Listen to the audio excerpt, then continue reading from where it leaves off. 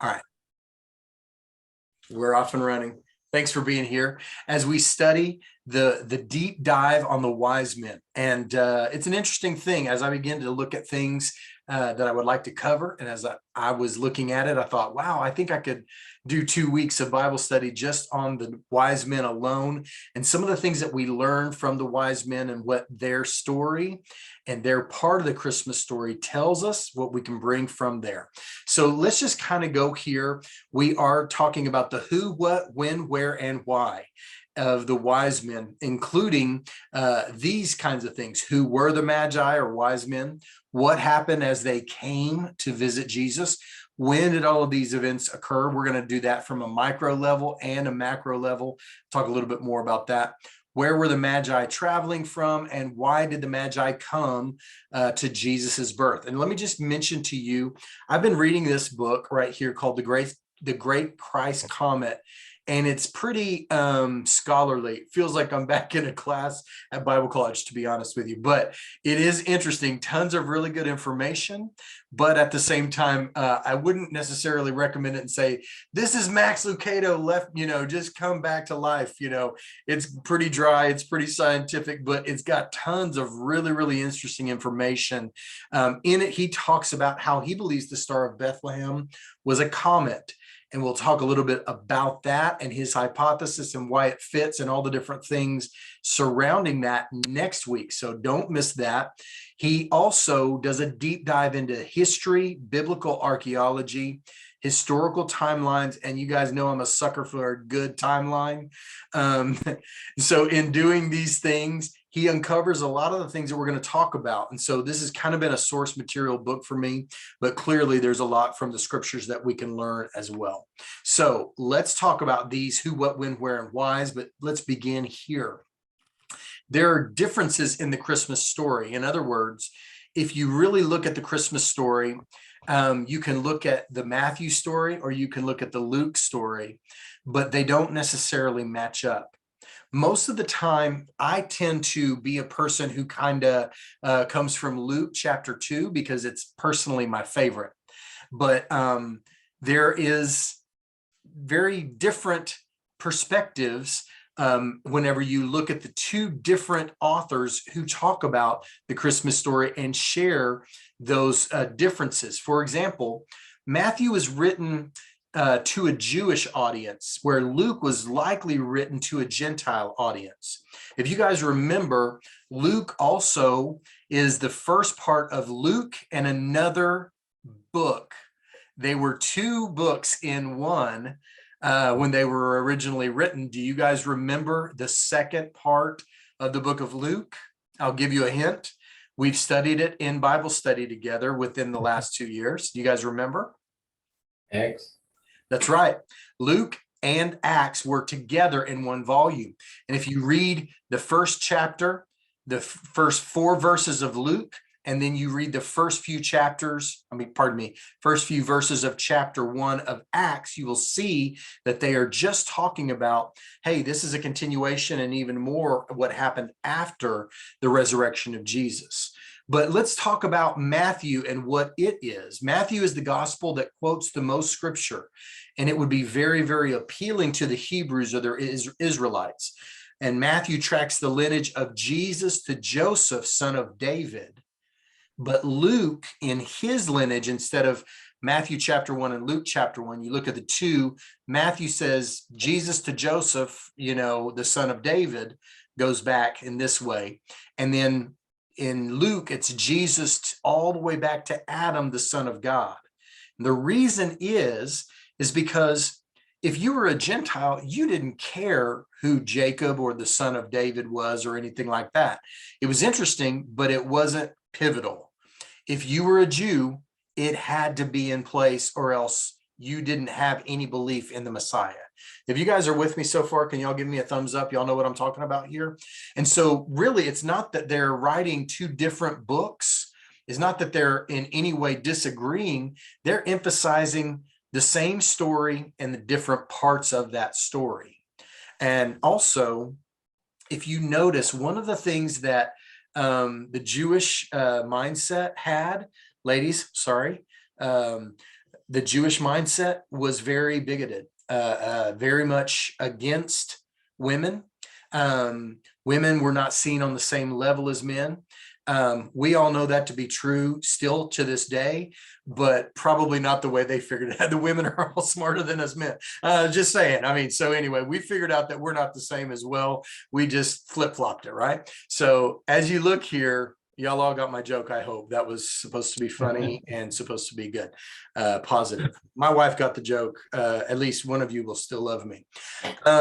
So if you notice here, Luke, as somebody who's appealing to the Gentiles, they had a different view of the equality of the sexes, and the Jewish were more bigoted against women than the Gentiles were. And so when Luke tells the story, he includes tons of stuff from Mary's perspective, where Matthew, as a man who grew up as a Jew, would not have done the same thing. If you guys understand, y'all know what I'm talking about here? And so they're written in different perspectives. And this is really seen. It's pretty clear. If you'll go back and kind of take a look at the verses that are written about the Christmas story, chapters 1 and 2, in both of the books of Matthew and Luke, you'll see that one of them feels a little bit more like it's got the woman's touch, and that's the book of Luke, because Matthew was written to convey the sense of what would appeal to the Jews. And Luke was written in a way to appeal to the Gentiles. And so these are really important differences. As you look at the things that we talk about tonight, you'll see Matthew starts his book and he starts his chapter 2 about Jesus's birth. And he starts saying, well, in the time of Herod the king, this is what happened. And Luke says, well, in the time of Caesar Augustus, there went out a decree that all the world should be taxed. Why? Because Matthew, writing to Jews, they would know who King Herod was, and that was important. But the Gentiles, who didn't really know who King Herod was because they lived in a different part of the Roman world, knew exactly who Caesar Augustus was. You see the difference? And so they're written in different ways to reach different people. And so because of that, they feel different, and they almost feel like they're telling like a ping pong ball story, where, oh, this is what's happened. Oh, no, this is what's happened. They don't conflict ever, but they just tell different parts of the same story. Also, you will see in just a moment, the angelic appearances to Mary are nowhere to be found in Matthew, but they're everywhere in Luke. And the story about Joseph having the angel appear to him is nowhere to be found in Luke, but it's in Matthew. So you're getting the whole story from two separate authors, two different perspectives, etc. You guys with me? Any questions, thoughts, or comments? Anyone?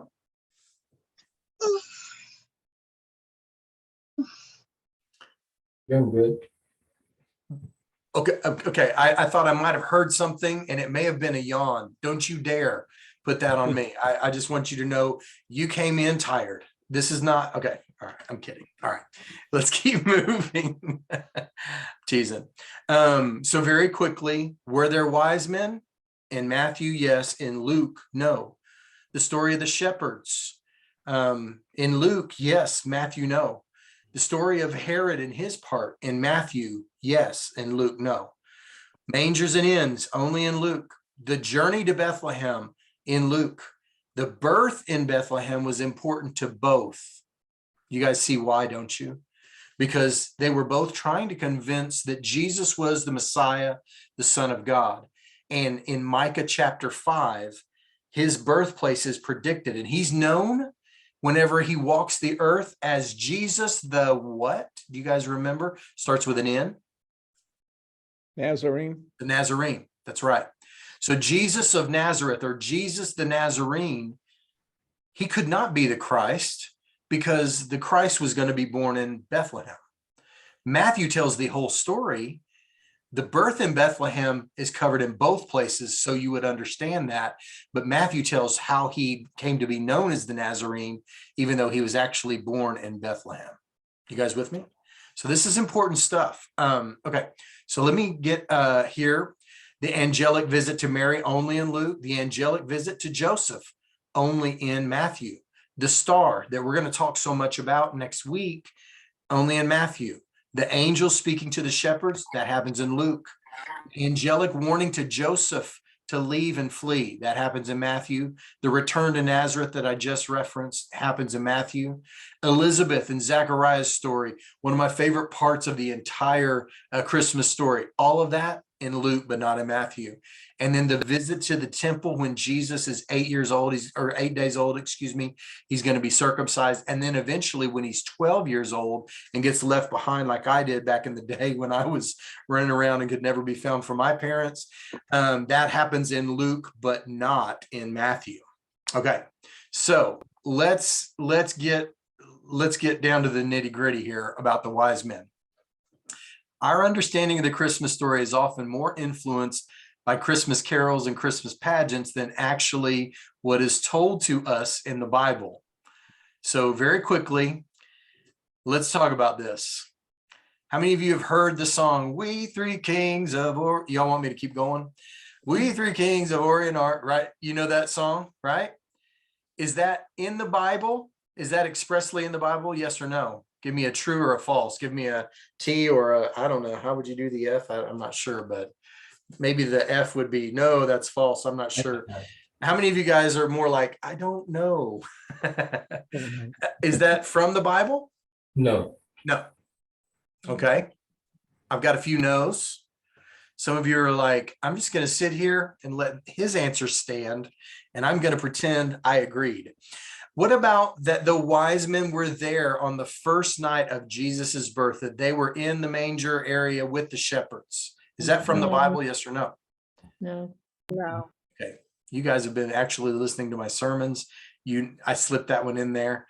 What about that there were definitely 3 wise men? Oh, now nobody's got anything to say. I like this. I'm getting you guys to learn a thing or two. Is that in the Bible? No. What is in the Bible? Why do we think there are 3 wise men? 3 gifts. That's right. That's right. 3 gifts. That doesn't mean that there weren't a couple of wise men or a group of wise men or whatever, but we've always assumed there were at least 3, each one holding a gift, because, you know, if you're coming that far, that gets heavy when you're carrying that stuff by yourself. So yes, the truth of the matter is that all 3 of these things are actually false. They're not necessarily in the Bible or not in the Bible. The 3 kings from the Orient, so to speak, the way that the carol says, it just says they're from the East. The wise men were not there the first night. We're going to go into that here in a minute. And they were definitely 3 wise men. I don't know. There's at least 2 we know, but could have been more than 3, could have been 3, could have been many more. So we just know that there were 3 gifts. So you got to be aware, but as you are aware, you learn these things. And I'm trying to share these things with you, not so I can blow your nativity scene apart, because I've got a nativity scene and I want wise men in there. I want shepherds in there. I want angels. I want all that stuff. And most important, you know, Jesus in there. But ultimately, if you read the Bible, you can kind of see some contradictions, not with the Bible and itself, but with the Bible and the Christmas pageants that you've seen, or the music that you've heard. And so it can kind of almost shake your faith, not because the Bible is contradictory, but because the Bible contradicts what Christians have taught and kind of assumed for years. And so I want to kind of share that with you. So as I constantly am trying to encourage you to know your own Bible more and more, ultimately, I don't want it to shake your faith. I want it to strengthen it. And so I call these things out, not to act like I'm the smart guy in the room, but because as you read it, you're like, how did the wise men come into a house? I thought he was born in a manger in a stable. And it's like, yeah, because they weren't there on that same night. So don't get it twisted. All right. Questions, thoughts, or comments? Anybody? I'm going to grab a quick drink. Anybody? Jump in now. December 25th is Christmas. I think it is also not written in Bible, right?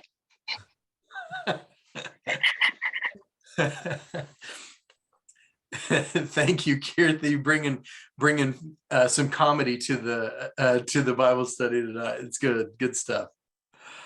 All right. Anyone else? Questions, thoughts, or comments? Anyone? Randy, it's Kendall.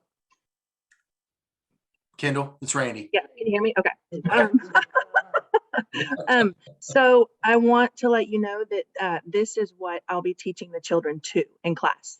Oh, nice. Yes, that's good. And again, I don't want to shatter images and stuff like that. And the whole and the totality are two stories brought together. And that's why we'll even be doing this as we do the Christmas candle drama on the 25th.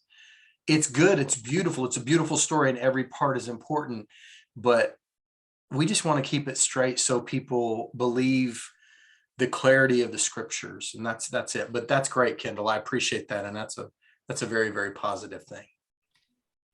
All right. Any other questions, thoughts, or comments? Anyone?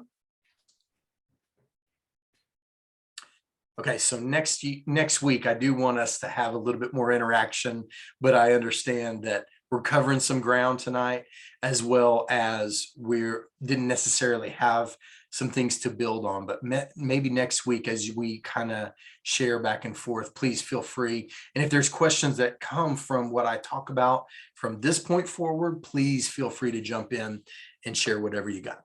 Okay, let's keep going. All right, so tonight, right now, we're going to talk about who the Magi were and where were they traveling from. So let's look at what the Bible says from Matthew chapter 2, verses 1 through 12.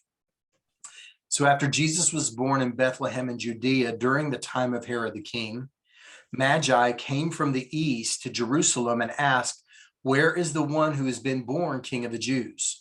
We saw his star when it rose and have come to worship him." When King Herod heard this, he was disturbed, and all Jerusalem with him. And when he had called together all the people's chief priests and teachers of the law, he asked them where the Messiah was to be born. And by the way, the word Messiah, which is the political leader that they thought that they were waiting for from God, is like the it's the Hebrew word Messiah.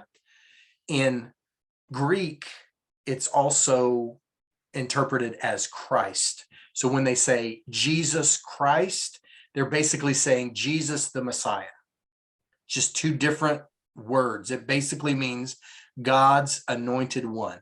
Okay. So Messiah is the Hebrew term. Christ is the Greek term. So when they say Jesus Christ, they're saying Jesus the Messiah. So asks them where the Messiah was to be born. In Bethlehem in Judea, they replied, "For this is what the prophet has written. But you, Bethlehem, in the land of Judah, are by no means least among the rulers of Judah, for out of you will come a ruler who will shepherd my people Israel." That's from Micah chapter 5, verses 2 and 4. Then Herod called the Magi secretly and found out from them when the exact time of the star had appeared. And he sent them to Bethlehem and said, "Go and search carefully for the child. And as soon as you find him, report to me so that I too may go and worship him." And after they had heard the king, they went on their way.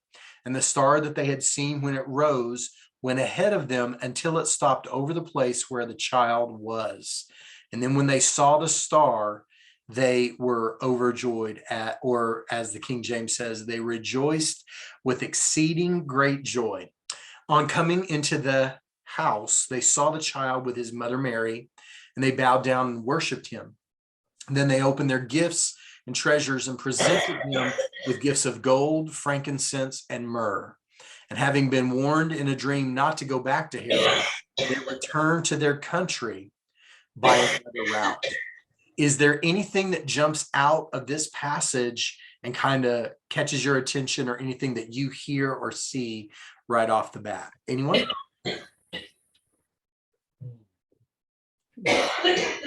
King Herod. King Herod. What about King Herod? Yeah, he's something else. Leroy with the understatement of the year. He's like, "Well, you guys, something else." Yeah. Like right off the bat, you get a smarmy vibe from this guy, right? I mean, he's clearly the villain. He walks in and the the music score goes dark, right? You know, dun dun dun kind of thing. Um, he plays a huge role, and he is a very, very bad guy. We'll talk a little bit more about him next week, not from things in the scriptures, but from things that we know in other sources around that time. But bad guy. Yeah, bad guy. It always, it's interesting. Herod asks for the age or the night that he was born, because he needed to establish age later, right? Isn't that right? Okay. It's kind of a random thing thrown in there, but there is a specific reason for that, right? Give that to me one more time, Eric. It was a little hard for me to hear and understand at the very beginning. And so I kind of missed the context that I need to answer that question. Yeah, it's just interesting that Herod asks specifically for the night that he was born. Yeah. You know, later, and there was a reason for that, right? Because he was searching for every child that was born in that time range, because he perceived them as a threat later. Isn't that right? It just seemed random that it was thrown in there for that, you know, but without explaining the purpose yet. Yeah, no, you're right. And to marry what you said, Leroy, and Eric, what you said, this guy is diabolical to the core. Like when it says he was disturbed and all of Jerusalem with him, why is he disturbed? What, y'all tell me. I mean, I just talked a little bit about it. Let's put some of your Bible knowledge that we're just talking about just now. Why is Herod disturbed about this visit from the Magi, from the wise men? Well, because he's the present king of the Jews.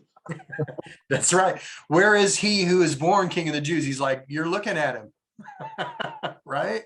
I've been born king of the Jews. That's who I am. And they're like, no, we want the real guy. And he's like, I thought I was the real guy. Tell me what you mean.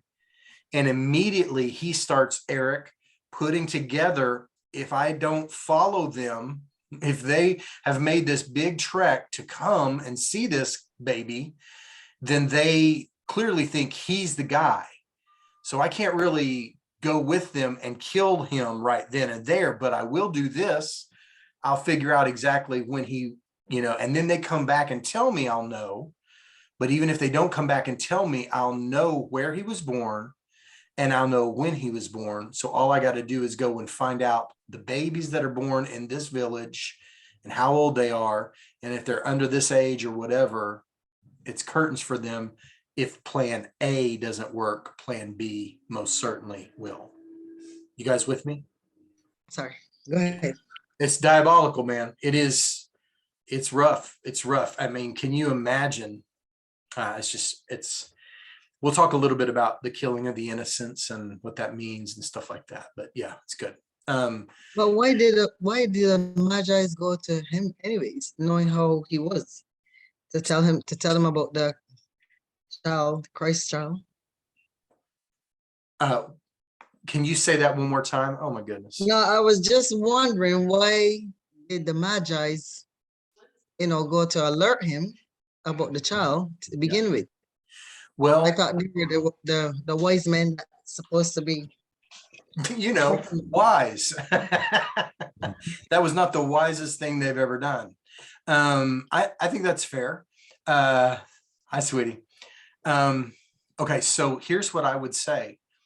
Again, they say we're coming into this man's country. And this even happens even today in 2022, 2000 plus years later, where they say we're going to enter diplomatically into this person's country. We're not here to cause a war. We're not here to set off any negative feelings. We're going to check in with the highest dignitary and we're going to tell them why we're here in the first place. And so they do all that thinking that they're going to be just as excited about this development and this divine touch of God in my hometown area, because we're so excited. We've traveled 500 miles and you can't get excited. I mean, let's be clear. Herod at this time, not to give away the farm here, but he's already reigned 30 years. And there's another 18 more still yet to come before God ushers in his own at best, right? And a 20-year-old, whatever. And so all that stuff, you're talking about a 50-year reign, 40-year reign at least. And can't you be happy with that and let God have his way? And not Herod, not Herod. Yeah. Kate, that's a great question that you sent in the chat, and I'm going to refer to that in just one moment. It's an excellent question, and I do want to talk about that, and I appreciate the opportunity. So I'll reference your question in just a minute, but thank you, young lady, for that great question that we'll talk about in just one moment. Okay. All right. So let's go here, and then we'll talk a little bit about who the Magi were. After Jesus was born in Bethlehem in Judea during the time of Herod the king, Magi, traditionally that has been quoted as wise men, came from the east, or from the east came to Jerusalem. The word Magi is also from the same root word as the word magician, but it didn't mean the same thing. This is not like the court jester who put on magic tricks, okay? It wasn't somebody in one sense, the Pharaoh had his magi or magicians doing their things to kind of show that Moses really wasn't doing anything special, because we can do that too. If you guys remember that during the Exodus narrative that we talked about and preached through. But it didn't mean the same thing as magician like we know it. It usually meant a combination of a scholar, a historian, an astronomer, and an astrologer. And Kate, I'm going to get to your question right here. So let's just say this. If you were a person who could read and write in those days, it sets you apart, and you were definitely in the upper, most educated and elite group, right? So just to be very, very clear, there weren't a lot of people who could read a written history. And so those who could and could even interpret the ancient things and make them prevalent or make them relevant in the present, it would be like a cheat code, if you guys understand what I'm saying. And so that was really a big part of it. So they're a historian and a scholar together. And then on top of that, they were watching the stars. And the Magi, these were men who had been watching the stars and charting the stars literally for decades and even millennia. And then this last part is an astrologer. So if you don't know, there's a difference between an astronomer and an astrologer. And you can kind of do it like this. An astronomer is a dude with a telescope looking into the heavens and charting the stars.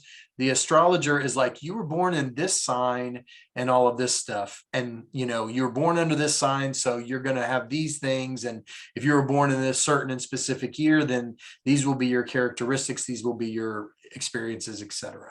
And Kate in that chat asked the question, these wise men were from this astrology, and yet we are told according to the scriptures that we're not supposed to be looking for answers in the stars, and not supposed to be acting like our life is preordained, because God gives us a free will. And then on top of that free will that he gives us, he also tells us that we're supposed to consult him, godly counsel, and the Holy Spirit when we make decisions, not according to the signs that we, have given, or a horoscope that we read. And, and I mean, my goodness, some of those things are a joke, right? It's like, you will achieve all that you've ever wanted. It's like, yeah, right. Okay. So that's important. Says, so since God chose the astrologer, okay, I got your question. Okay, very good. So let me just say this. The astrologer part of these men, they were looking for signs in the heavens, but not more like they didn't have Google. They didn't have the news wires. And so when they saw something in the heavens happening somewhere else, they would get up and go and take a journey to go see it and then come back and report it. Does that make sense? And so when they see this sign in the heavens about Christ's birth, they're like, something big is happening because we see these things happening. We saw his star coming up out of nowhere, and that means a big deal is happening.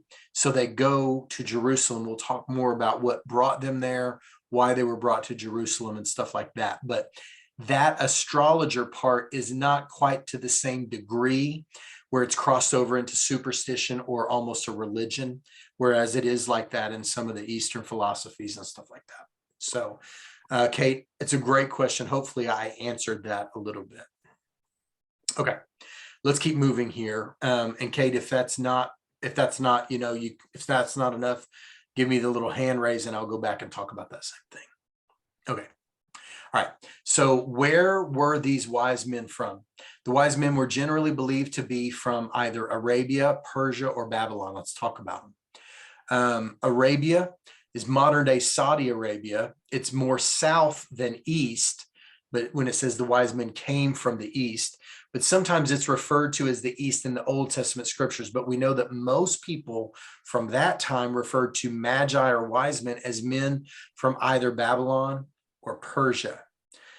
Persia, which is in modern day Iran, who we beat in the World Cup this past Monday. I just want y'all to know that. Yes. Sorry. Yeah. I like to mix spirituality and sports because for me, somewhat of the same thing.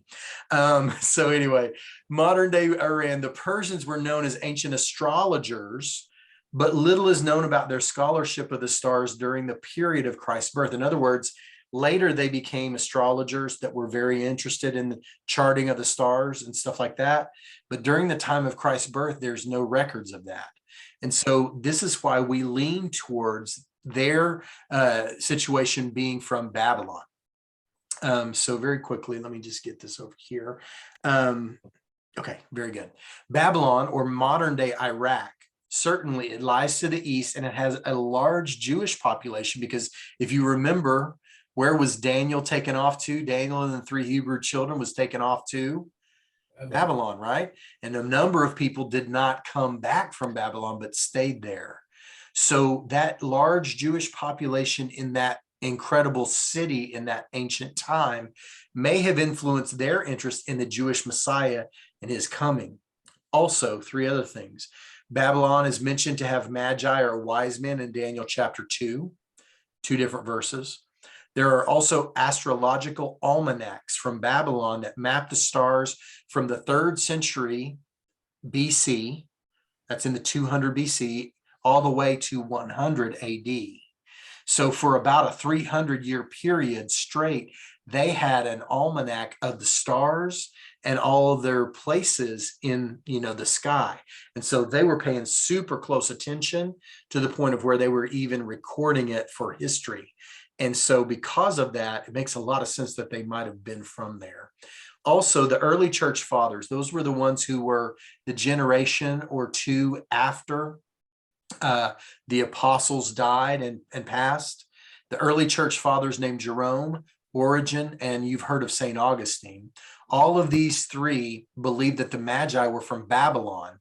And Jerome actually lived in Bethlehem for about 30 years, where no doubt he had heard some stories about the belief and that kind of thing. So that's probably good enough for me. Hopefully it's good enough for you that these men were from Babylon. This is ancient Babylon, which was located about here from the modern day city of Iraq. God pronounced a judgment on Babylon, that it would be a haunt of jackals because of its wickedness against God and his people.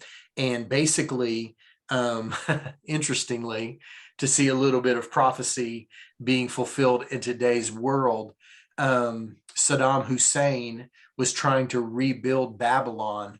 And you know what happened to Saddam Hussein, and how basically he got bombed to oblivion by a coalition of nations that is kind of referenced in the scriptures. We can talk about that later, but it's pretty interesting. So that all came to a halt because not only did he become bankrupt, not only was he up against a force that he could not resist, he also died. So that all happened. So here from the area of ancient Babylon, which is about 50 miles to the south of Baghdad, current Baghdad, it's about 550 miles here to Jerusalem, and Jerusalem to Bethlehem is just a few miles. So that's what we see. So we believe these men were men from Babylon, scholars, scholars and astronomers, historians, all of these things mixed in with an interest in what the stars were telling them about what God or the gods were doing in their world. All right, questions, thoughts, or comments? I'm going through puberty. I just need to get a drink. So you guys feel free to ask me a question. All right. Comments, thoughts, anyone? Okay. All right. So when did all of these events occur? Let's talk about the micro real quick. We're going to zoom way in on when this happened, and then we'll talk about the macro, how this happened in the timeline of our world. Let's talk about it. So after Jesus was born in Bethlehem in Judea during the time of Herod the king, so right off the bat, Matthew is telling you, I'm telling you a different story. In Luke, he's saying, this is how the birth of Jesus came about. Matthew, he's saying, after the birth of Jesus in Bethlehem, during the time of Herod, this is what happened. Magi from the east came to Jerusalem. And then we skip all the way down to verse 11. On coming to the house, they saw the what? The child, not the baby. So you see here in Luke chapter 2, speaking of the shepherds. So they hurried off and found Mary and Joseph and the baby who was lying in the front room of the house. No, he's lying in the manger because he's there in the stable in Luke. And in Matthew, they come to the house. They see the child. So it's a totally different time frame that it's happening on the micro level. They're not showing up on the night of Christ's birth. This happened, and that night the shepherds were there, but then that went away. And then later, there's another thing that happens. And I'm going to be honest with you. Well, I'm going to hit pause. Any ideas as to why this might have happened in this way, where it all didn't just happen on one single night? And everything come together like the Christmas pageant played out in real life. Any ideas or any thoughts or anything from your own perspective on why it might have been that way, that it actually happened, not the way that we've romanticized it for happening? Anyone? Travel was slow. I mean, they didn't have, there was no jets or I don't know. They couldn't get around that quick. Yeah. So Yeah, by the time absolutely. they got there, he could have been older. You know, 100%. 100%. If they set out when the star rose, it wasn't like, hey, we got a go bag, so let's go, jump on the camels right now. It wasn't like that, but they probably got with it and got busy. But like Leroy's saying, they didn't book a flight and they didn't jump in the car or the minivan, right? So even a relatively short distance of 500 miles would take months to travel and months to come back. And so that's a big deal. That's one reason. There might be another reason. Anyone else? Anything that jumps to your mind? You don't have to have, there's not a right answer here, but I have something in my own mind. Maybe you do as well. Anyone?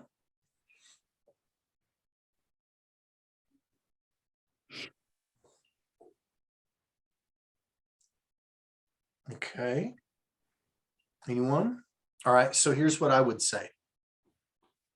This is just me, but I would rather have God speak to me over weeks and months and confirm it again and again and again than have one huge night where everything happens all at once. And I could be confused as to whether or not it was God or if I just got a hold of some bad pizza. You know what I'm saying? Like I'm just being practical here. But when the shepherds show up and they say, angels told us to come, that's pretty amazing. And then a year or a year and a half later, people come up and they say, we've come from 500 miles away and we're here to worship this child because we saw his star. It's like, okay, so it wasn't just those guys, you know, and it wasn't just all on one night. And this happens and this happens. And the angel appeared to me and the angel appeared to you and the angel appeared to Zachariah, our cousin, totally independent of us. And all of these independent confirmations are all crashing in. And these are the kinds of things that should sustain us and keep us and hold us to the faith that God gives us. And God is good, man.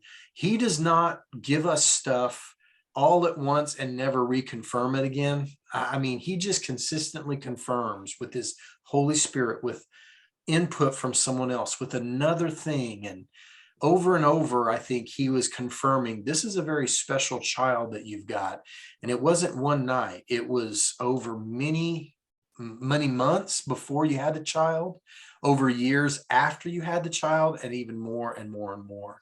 And so for me personally, I think part of this is God's grace to reconfirm something that they knew, but probably had doubts about just because they were human. Pure speculation on my part. Pure And, speculation. and then I think to also do, sorry, Pastor, that maybe that they were kind of like laying low for a minute since that Herod probably had sent out message to kill all the baby boys. Yeah. So maybe they were laying low for a little while till stuff passed over. Yeah. That's just my theory. I don't know.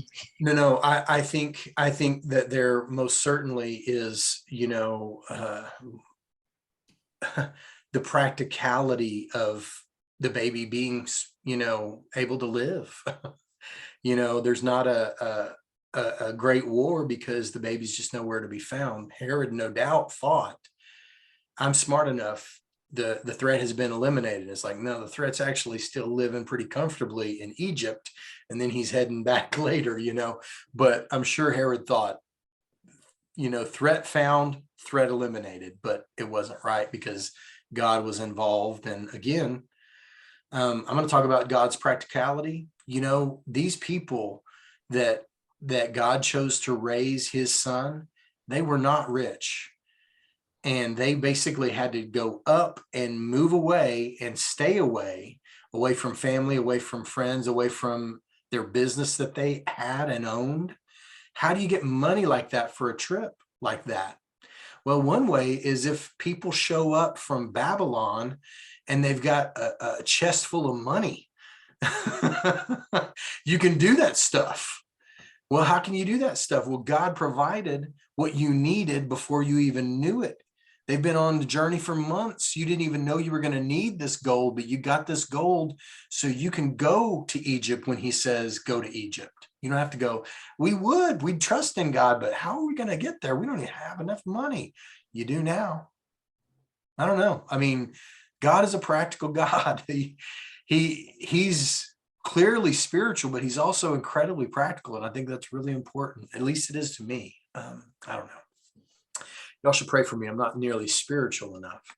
All right. So when Herod realized that he'd been outwitted by the Magi, he was furious. He gave orders to kill all the boys in Jerusalem or in Bethlehem and in its vicinity who were 2 years old and under, in accordance with the time that he had learned from the Magi. This is kind of what Eric was referring to as well. And then what was said through the prophet of Jeremiah was fulfilled, and goes on and talks about that. But note this, some cultures count the birth to the first birthday as 1 year old.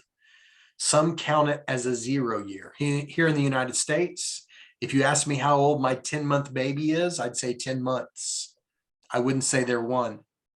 In some cultures around the world, even still to this day, they'd say he's 1 or she's 1. After they have their first birthday, what we call their first birthday, not the one that they're actually born on, but their first birthday a year later, they'd say they're 2. Where here in America, we would say they're 1. Do you guys understand? And so throughout the years, that's kind of been a fluid concept in different ones. It's not It's not right or wrong. It's culture. It's just different. And so when he's killing babies that are 2 years old and younger, that could be up to a 3-year window.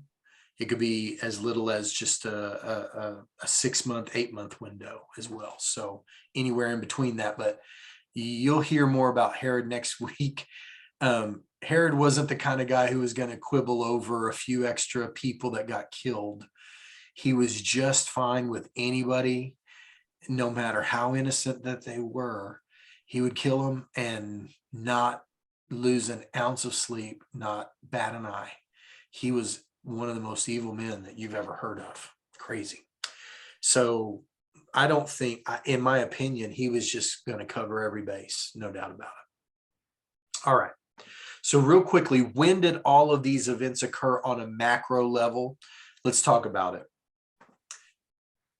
You guys have all heard of and know the BC, which stands for before Christ or before Christian era, and AD, which some have interpreted or believed to be after death, which when I was a kid, I thought, what's going on in all those 33 years of Jesus's life? You know, where does that 33 years go? Where did it happen on the timeline of history? Well, let me talk with you about that. And yes, I hopefully I've gotten a little smarter since then. But in approximately 525 AD, we began using the calendar that we know today. Basically, a monk was kind of commissioned to go back and readjust the calendar. Back in the day, there were a number of different cultures that put their calendar on a lunar cycle rather than a solar cycle. Are you guys with me? And so a lunar cycle is about 30 days. Well, you can just kind of start figuring that out, or 28 days, something like that. I don't know. I didn't do that part of the math, but it's definitely shorter than what a calendar year should be. A solar cycle is 365 and 1/4 days long. That's why we have leap year every 4 years with an extra day, because the solar is more accurate. Well, if you were going by lunar, you were turning, but after a number of years, you had this drift where spring wasn't in the spring anymore and winter wasn't in the winter anymore, because year after year, you were drifting further away. You were losing 6 or 7 days each year that should have been counted but weren't. On and on you go.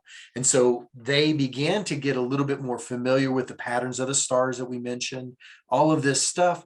They decided that they needed to redo the calendar. It'd been redone in 48 BC, and then they had learned a lot of things in the last 500 years, and they needed to redo it again.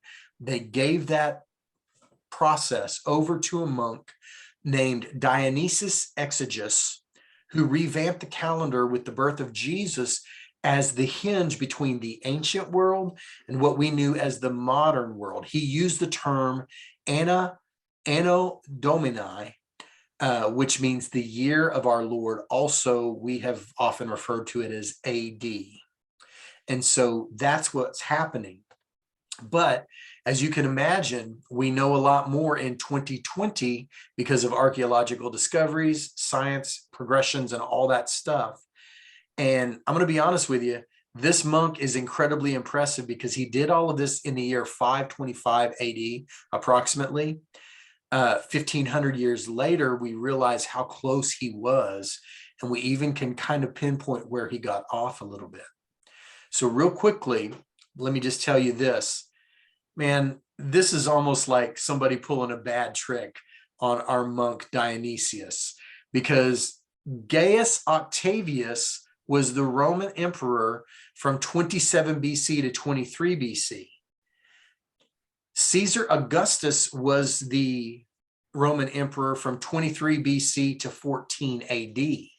So when we hear the Bible say in the time of Caesar Augustus that all the world should be taxed, it happened, we know, between 23 BC and 14 AD. But here's the problem that our guy Dionysius ran into. Caesar Augustus and Gaius Octavius were the same guy. He decided, you know, Puff Daddy is cool, but P. Diddy is even cooler. So I'm changing my name, right? And so just like they do in the modern world, just like Kanye West is now Ye, I believe. I can't keep up. All of this stuff is happening. People are changing their names. And yes, Caesar Augustus means the most high, Caesar the best, Caesar the most august, the most amazing. So he changed his name to be more impressive. Our guy Dionysius thought it was two different people. And so because of that 4 years of difference where he reigned under one name, changed it to another, he thought there were two Caesars when he lost about 4 years in there. Are you guys with me?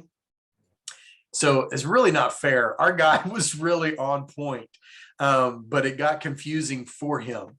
So Jesus was born in Bethlehem during the time of Herod the king. And we know Herod the king was was beginning his reign in Jerusalem at 37 BC. So we know that Matthew's talking about Herod the king. Luke is talking about Caesar Augustus. So we know when that starts happening, it starts getting more and more narrow all the time. And there was no 0 year, no 33 years of dead period like kind of crazy Randy used to think. So 1 BC ended and 1 AD began. So there's no 0 year, these 4 years between his Augustus name and what he was named beforehand. So unfortunately, our guy Dionysius was about 5 to 6 years off just because of not knowing some of the stuff we know because of archaeology. You guys with me? So let's watch close. How close did our guy get? In those days, Caesar Augustus issued a decree that all the world should be taxed, and a census would be taken of the entire Roman world. This was the first census that took place while Quirinius was governor of Syria. And you may be thinking, if only we knew when Quirinius was governor of Syria. Well, I'm glad I pretended that that's what you wanted to know, because we do actually know. There's a guy named Flavius Josephus who was a Jewish historian, lived in Jerusalem at the time of Jesus. Born in 37 BC, he lived well into the 1st century AD, and his work is a valuable resource alongside the Bible's history. So in the midst of it all, we know that according to Josephus, the census that was taken while Quirinius was governor was announced in the year 6 BC. This is the time when Joseph and Mary took their journey while she was great with child. And I will just say, as a man who has been there when all of his daughters were born, my wife didn't become great with child until after about the 6th month. And then she became great with child. Ladies, can I get an amen? That last trimester is brutal, right? I mean, you're doing good. You're like, hey, I'm doing good. And then suddenly that 3rd trimester hits, and everything that you breathe makes you gain a pound of baby. It's just the way that it is, right? So the baby goes from this little bitty thing to this huge human being about to come out. And so Mary being great with child probably was happening in like the last couple or 3 months, I think, personally, of him being born in her trimester. So we know these things.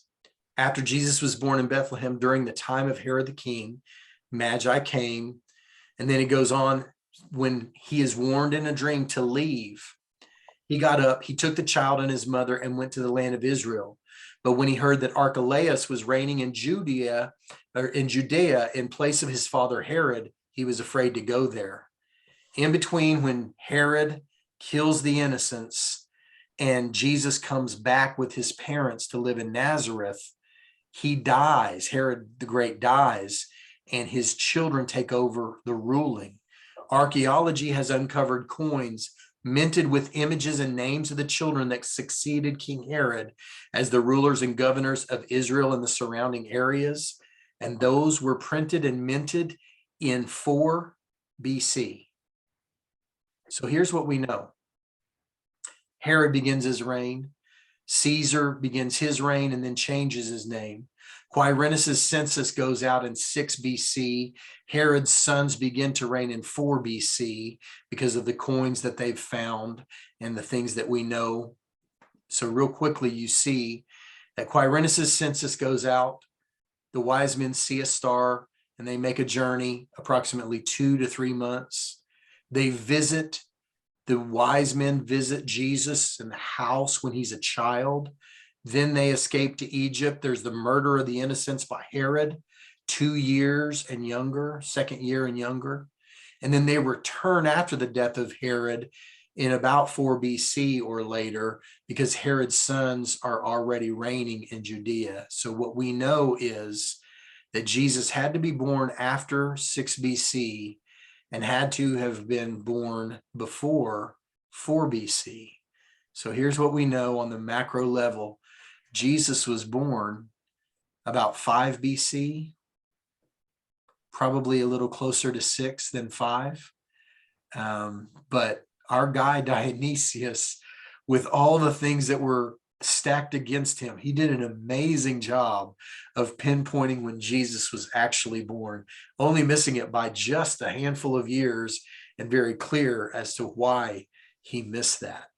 So when you hear when was Jesus born, we know for sure it was in the window between 6 and 4 BC. My leaning is significantly towards 6. I think it's right at the end of 6, before the middle of 5, somewhere in that neighborhood. Just me personally, but 6 or 5 BC is when Jesus was actually born.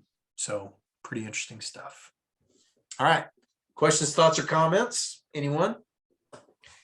That's the macro level of when all this stuff took place. All right. Have some of you guys learned some things today? Have you all learned some things? Hopefully you've learned some things. I mean, I find this to be really interesting stuff. Hopefully you do as well. Any thoughts, questions, comments? Anyone? Covered it pretty good. What's that? You did a good job covering it, and you got too much to think about, it's like, wow. Yeah. No, we're going to dive into some of this stuff. I wanted to present it. We'll review it a little bit next week so it can kind of sink in a little bit more.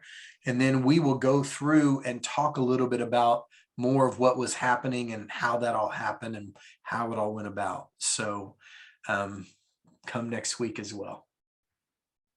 Cool. But thank you, Leroy, for the kind words. All right. So here's what we're going to do. I'm going to give you the homework assignment, the homework of next week, and the big takeaway. So your homework for chapter 2 is, or pardon me, for week 2 is to read chapter 2, pick out your favorite verse or verses if you've got one. Come ready to share which verses is your favorite, why it's your favorite, and then come ready to ace the review. Now, I will not give you hard questions in this review, but you guys come ready to talk and share as we kind of go through the review and talk a little bit about that. Let me give you guys one more time. You guys have any questions or thoughts? I know we covered a lot of ground there. Any question or anything unclear that I can clarify for you real quick before we hit the big takeaway? Randy, I just have a comment. Yes. I went to Fredericksburg this weekend and went to the city park, and they had a manger scene there, but it didn't have baby Jesus in it. We kind of made the comment out loud, and a passerby said, well, they don't put the baby Jesus in there until Christmas Day. Huh. She didn't really say why, but I thought that was kind of fascinating as to in a city park, they didn't put baby Jesus in until the day of. So we thought that was pretty unusual. That is interesting. That's very interesting, actually. I like it though. I don't know why, but I like I don't know if I do or not. I mean, because like you said, you've seen it so many ways and it's always there. And Yeah. for it not to be there was kind of disturbing to me. I don't know why. I guess because, it's tradition, and it's like I've always been brought up that it was always there, and Yeah. to see it not there was going, I don't know how I feel about this. That's how it was when we were raised. We didn't put him out till Christmas Day. Yeah, it's interesting. I can see it both ways for sure. I think the reason that I'm kind of liking it is, just to be honest, I think it almost kind of makes you stop and think, where's Jesus in all this? You know, and I think that's why I'm liking it, because it seems pretty pointless if he's not there. And when he's not there, it almost kind of disrupts things a little bit, and the rhythm a little bit. But I think that's why I'm kind of feeling that way, but I don't know for sure. I don't know. Good stuff. Interesting. Thanks for sharing that, Nancy. That's good. All right. Any last minute questions or anything that maybe I need to clear up? I know hit you guys with a lot of information. We will go back and talk a little bit about this next week. And you can answer, or I can answer questions then as well, but be happy to answer anything. Anyone? Going once, going twice. Okay. So here's the big takeaway. If you were with us in Galatians, we read this passage of scripture.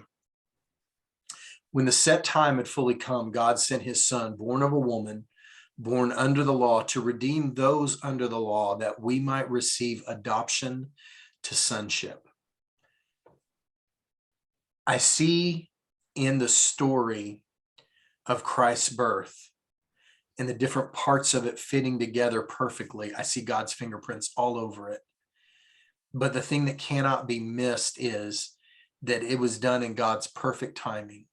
When it says the fullness of time had come, in other words, when the time was just right for the fullest impact on the human race, this is what he did.